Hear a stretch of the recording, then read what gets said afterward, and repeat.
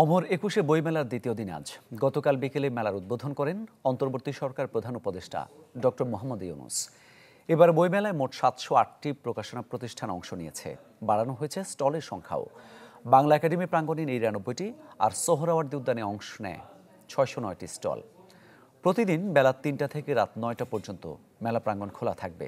আর ছুটির দিনে বইমেলার দুয়ার খুলবে সকাল ১১টায়।